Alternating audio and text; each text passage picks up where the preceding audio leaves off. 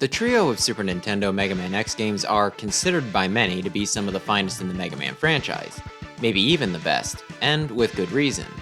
The games play well, the characters look cool, the levels are well designed, and the music rules. Mega Man X is my favorite game, period, and I'm also a big fan of X3. But when it comes to X2, I'm just a bit less enthusiastic. That's not to say that I think it's a bad game or that I dislike it, there's just something about it that causes it not to grab me as much as the other two. I've been thinking about this a lot, coming up with all kinds of lame reasons as to why this might be, but now that I've completed my checklist for the game, I think I might have finally homed in on what actually bugs me.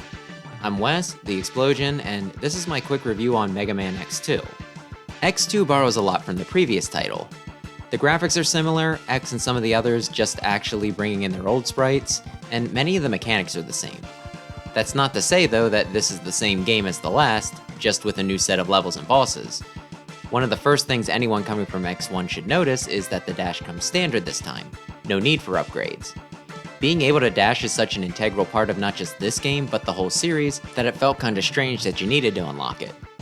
Even if X1 did make the legs part unskippable. Giving the dash to you from the get-go really lets you hit the ground running, in both senses of the phrase, and is an excellent decision. Because of this change-up, the leg parts now grant X an air dash, which not only expands what he's able to do, but what the game's able to do with its levels as well. This became a staple of the series going forward, and it really was a great addition. The chest part once again halves the damage X takes, and also gives him a Giga attack. This move hits everything on screen, and while it does very little to bosses, it's really great as a room clearer. The ammo for this is refilled as X takes damage, which is an interesting mechanic. The arm parts power up X's Buster, letting him charge specials and giving him an extra level to his charge shot. While not all are created equal, there are some pretty good charge specials this time around, especially the Speed Burner, which gives X another air dash. It feels like they really gave these a good bit of thought, rather than just phoning it in and making them the same attack but bigger. The extra charge gives X a double charge shot, him firing a large blast, then sending out a second with a flick of his wrist. While this does kinda commit him to standing still for a second, which is a risky prospect, it wipes most regular enemies and staggers most bosses, and the second shot will still hit against bigger enemies rather than just being eaten up by their iframes, so it ain't bad. The helmet's a bit of a waste. You can use it to show hidden paths, but never for anything important, and I don't think I've ever used it except by mistake when I was trying to use the shoulder buttons to select my Giga attack or something. Of course, the helmet parts tend to be the most underwhelming, so this is kinda par of the course. Overall, the second armor is pretty good. Besides that, each stage has a heart tank to extend your health bar, and there are 4 refillable sub-tanks that you can find as well, as God intended. Ride armor is back, though instead of the more generic model they had in the first game, this time you get the Rabbit Ride armor. It has spiked hands that spin, a dash attack you can charge, and it can hover for a short distance. As much as I love the classic Rock'em Sock'em Robots model, the Rabbit is great, and I appreciate that they didn't just port the old armor in to give the game some variety. X2 also introduces the Ride Chaser, a hover bike-esque vehicle that can fire straight ahead and dash forward, adding some extra speed to the game. It's another new mechanic that adds some spice to the game, and I think the series is stronger for its inclusion. For the story, Sigma's back and he's preparing a new body for himself, as well as planning on reviving Zero to use against X. When X starts making headway though, he sends out his new muscle, the X-Hunters, to slow him down. Each one has a different piece of Zero, and if you collect them all, you can reassemble him. Fail and you might have an extra fight on your hands at the end of the game. The X-Hunters appear after you clear your second main stage and will enter one of the remaining ones to hide. They shuffle which stage they're in as you revisit the stage select. Finding the secret boss room in their chosen level will instigate a fight where one of the 3 pieces is on the line. I'd rank these guys as being slightly harder than the regular Maverick bosses, so going up against them this early in the game can be a little overwhelming. To make matters worse, if you exit a level without beating them, be it by victory or defeat against the stage proper, they leave the map for good. This will also happen if you take too long, running off once you have the remaining stages left to clear down to 2. And reviving Zero is an all or nothing prospect. Whether you get the Sigma stage with none, 1, or 2 pieces, unless you actually have all 3, they'll be stolen back and the same pre-Sigma fight will be waiting for you at the end of your run. This aspect of the game probably does the most to give it its own identity. The only mechanic even slightly being like this is the timer in X5. It really changes up the pace of the game and can feel a bit much for the first few runs, until you learn to plan around it. The game's secret is the Shoryuken. It's another Street Fighter move needing both full health and some funky inputs to pull off, but doing so will take out anything in one hit other than I believe Sigma. Oh, and the move itself is a flaming uppercut that launches X into the ceiling. Wish I had video of this, but on the run where I got it, I wasn't expecting to actually be able to pull it off, so I didn't record it. And then managed to hit Sigma with it, which is how I knew it only almost kills him in one shot. Anyway, it's an easy comparison to the last game's Hadouken, but while that was a straight shot ahead, the Shoryuken works better on foes either directly above or in front of you, though that makes it pretty effective against the second Agile fight, which is the boss for the level you get the move in.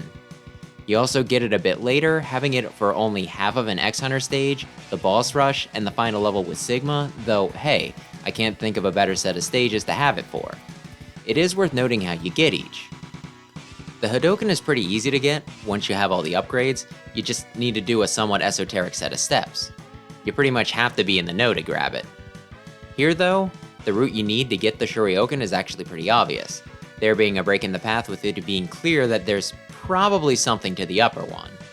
To actually get the light capsule though, it doesn't require a repetition of simple steps, but instead a tricky series of maneuvers, the game actually giving you an easy extra life at the start so that you can try it over and over again. It's interesting how, in the last game, the secret required specialized knowledge, whereas here, it's much more skill-based. I already touched briefly on the miscellaneous stuff in the intro, so I'll keep it brief. While the visuals are dated, I still think they look really good. The Mega Man team always really manages to make things look great within the limits of whatever console they're working with, and that also applies to the soundtrack.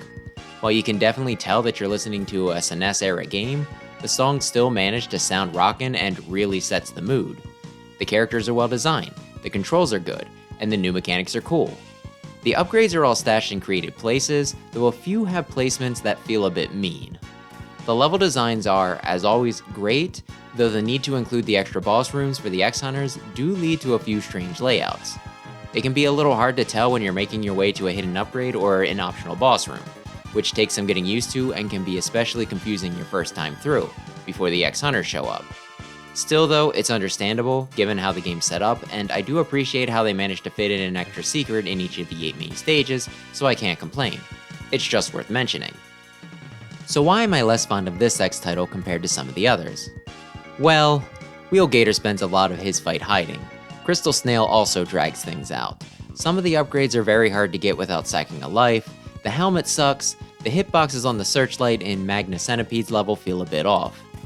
There are always a few stinkers in every Mega Man game though, and several of these issues could be applied elsewhere, so none of these reasons hold water. No, after really thinking it over, I've determined that my issue is twofold. First, whenever I play a classic or X game, I tend to go in with a plan. For X4, I start with Web Spider and just follow the boss order. For X1, sometimes I do the same thing, sometimes I skip around when there's a level I know I can just clear out the upgrades from. Lately in X3, I've been married to doing things in the order that requires the least amount of backtracking. It really depends on the game and my mood. With X2, I can't do that, or at least I haven't managed to. Do I hit Wire Sponge first for an easy boss and an early heart and sub-tank? Do I go after Wheel Gator, since his weapon lets me get the chest and leg armor, but need to return to the level since both upgrades in his stage require the air dash? Do I go after a boss whose weapon is good in a fight that I have some trouble with? In none of the runs of the game have I been able to come up with an order that I really like, and that's only exacerbated by the X-Hunters.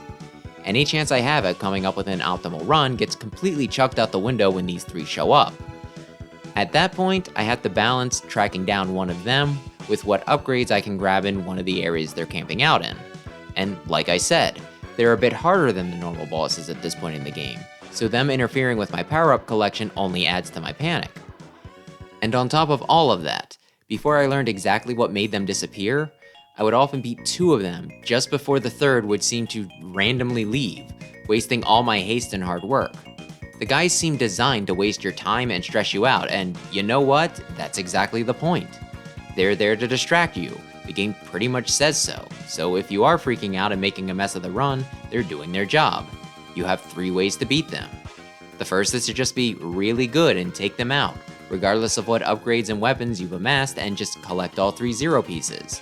The second is to have a vague plan on what order you want to do the stages and then use your big brain to fit the X Hunters into it. And the third is to just ignore them. Do what you want to do and just treat the extra boss fight at the end as no big deal. For me though, I only recently got around to sort of executing the second option, and I did have to reload once, so I can't say I've mastered it. Thus, my hesitation with this game is twofold. Part of it is a skill issue, I won't deny that. I've only recently been able to get to the point where I can beat them consistently. When I first started messing with the X games again, that early into the game, they pretty much had a license to beat my rear end. The other component, which is definitely the bigger issue for me, is just how structured I tend to be.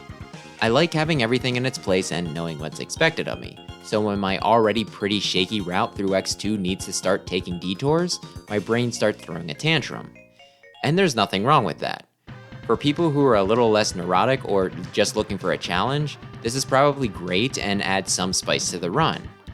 It's really a matter of preference, and I'm sure the more I play X2, the less I'll be bothered by these things, through a combination of getting used to the chaos, figuring out the best way to interweave what I want to do with the X Hunters RNG, maybe even learning how to manipulate it, and just generally getting better at the game to the point where the early game disadvantage is no longer that much of a disadvantage. My enjoyment of the game goes up each time I play it after all, and I think I'm still a ways off from plateauing. This game was bugging me for a while. I knew it was good from my memories of my initial playthrough. I actually put it at around the same level as the original X, thinking it just had the disadvantage of going second. But ever since I returned to the X series, it just wasn't grabbing me as fiercely. It's clear listening to other fans what a hit X2 was as well. Not being able to put my finger on the reason why I wasn't as enthused and trying to come up with excuses that I hoped sounded convincing while being unconvinced myself was driving me crazy. Being able to finally articulate my feelings on the game is a huge load off. The game is excellent as advertised, it just has some elements that don't mesh so well with how my brain is wired. And I still do like it, just not so much as some of the other games. But what about you? Do you think that X2 is the pinnacle of platformers? Do the X Hunters drive you crazy as well? Have you rescued Zero or just left the guy to his own devices? As always, discussion is welcome.